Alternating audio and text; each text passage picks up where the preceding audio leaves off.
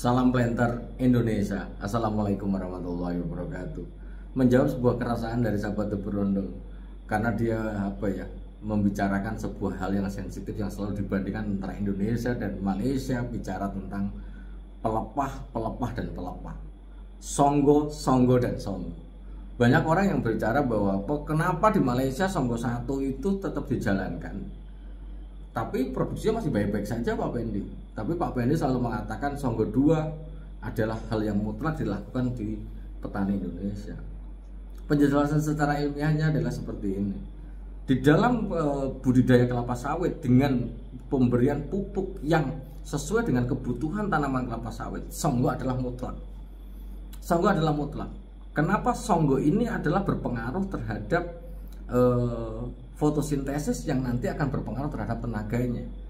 Tenaga ataupun energi yang terada di dalam batang kelapa sawit atau di dalam pembuluh, jika tidak tersedia dalam jumlah yang cukup untuk kebutuhan tanaman kelapa sawit, maka batang akan mengecil. Maka jangan kaget ketika kita over pruning, maka pelepah itu akan relatif lebih batang akan lebih mengecil. Tapi apakah batang yang mengecil ini mesti produktivitas itu kecil? Belum tentu. Belum tentu.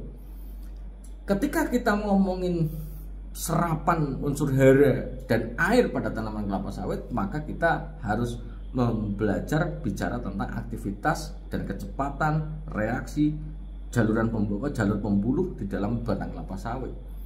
Ini akan menjelaskan kenapa di Malaysia dia songgo 1. Yang membedakan ciri khas di Malaysia dan di Indonesia adalah masalah pupuknya. Jumlah pupuk yang diberikan yang akan berpengaruh terhadap tanaman kelapa sawit. Lebih spesifik lagi, yang akan berpengaruh adalah fosfornya. Fosfor di dalam fotosintesis itu adalah fotosintesis sama dengan sebuah produksi menghasilkan energi pada daun yang nanti energinya dalam bentuk adenosin trifosfat ataupun adenosin trifosfat adalah berpengaruh terhadap energi penyerapan unsur hara dan air. Jika tidak tersedia, maka energinya akan rendah. Maka banyak orang yang mengabaikan fosfor untuk memupukkan kelapa sawit. Ini adalah yang salah. Fosfor jumlahnya kecil pun nggak usah dikasih pun nggak apa-apa. Ini salah kaprah. Karena bahwa ketika kita melakukan pemupukan 6 kg pada usia 8 tahun, batangnya mungkin akan mumpuni untuk produksi dengan songgo 2. Tapi kalau songgo 1, ya batangnya akan kecil. Batangnya akan mengecil. Lah, batang yang mengecil ini dengan 6 kilo tidak sanggup pembuluhnya itu untuk menarik, itu nggak sanggup. Ketika kita ngomongin beberapa teman-teman The Berondong dari Malaysia mengatakan bahwa pemupukan saya Tuan Effendi 12 kilo, NPK 13,8, 27,4 di luar dolomitnya, bahkan ada yang 15 kilo. Saya songgo 1 Tuan Effendi. Saya tanya, pelepah batangnya mesti mengecil dibandingkan pada tanaman kecil. Betul Tuan Effendi. Betul. Akan tetapi produktivitas masih oke kok Tuan. Oke. Maka penjelasannya adalah walaupun dia batangnya mengecil, tapi kecepatan reaksi di dalam pembuluh batang kelapa sawit itu bagus, maka buahnya akan besar. Apalagi kecepatan pembuluhnya seiring dengan jumlah unsur hara yang tersedia di dalam yang diserap oleh tanaman kelapa sawit. Pembuluh yang walaupun dia batangnya kecil, tapi pembuluhnya dia aktif, kaliumnya tersedia sebagai penyusun unsur hara terutama pada buah kelapa sawit, ya buahnya akan gede. Tapi jangan coba-coba ketika kita mupuk hanya pas-pasan, tapi mencoba seperti Malaysia yang songgo 1. Mungkin itu akan menjadi pro kontra yang mesti akan banyak orang yang teoritis ya, monggo saja dicoba. Alasan yang logis, ketika songgo 1 memang akan menghasilkan buah yang besar atau produktivitas yang besar di perusahaan kelapa sawit di Indonesia, rata-rata yang songgo 1 mesti pupuknya di atas 10 kilo.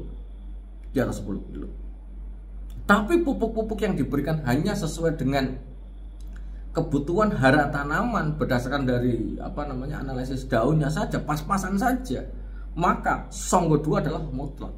Maka banyak perusahaan yang menerapkan sistem songgo 2 pada tanaman kelapa sawit. Kalau memang songgo 1 bagus, kenapa banyak perusahaan besar swasta nasional yang ada di Indonesia tidak menerapkan songgo 1 dari dini? Kalau memang pupuknya kecil, ternyata tidak. Songgo masih tetap dianggap sebagai Songgo masih dianggap sebagai hal yang utama ketika kita memupuknya dalam kondisi yang optimal doang, tidak maksimal. Itu. Maka mari kita mencoba menelaah kembali, karena banyak orang berpikir bahwa Songgo satu, tapi pupuknya tidak pas, ya buahnya ya pasti akan kecil. Karena balik lagi, pelepah batang yang sudah kecil, serapan unsur ataupun energinya juga tidak tersedia dengan optimal, maka tanaman ya pasti akan produktivitasnya juga tidak akan mengecil, malah justru dia akan lancip. Terutama di beberapa kasus kekurangan fosfor, ini menjadi hal yang fatal. Mungkin di kelas petani kita ngomongin fosfor mungkin sering diabaikan. Banyak petani-petani kita yang masih beranggapan bahwa budidaya kelapa sawit yang penting adalah urea sama kasean. Urea adalah untuk daunnya, kasean atau untuk buahnya. Ini adalah hal yang sangat tidak benar.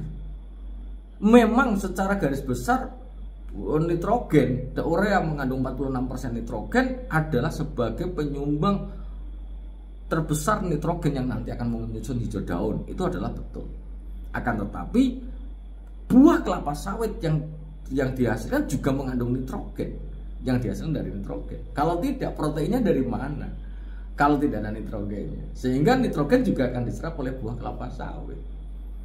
Kalium, kalium banyak orang paham untuk buah doang, tapi bahwa kalium ini juga akan berpengaruh terhadap pembesaran bonggol yang berinteraksi dengan fosfor.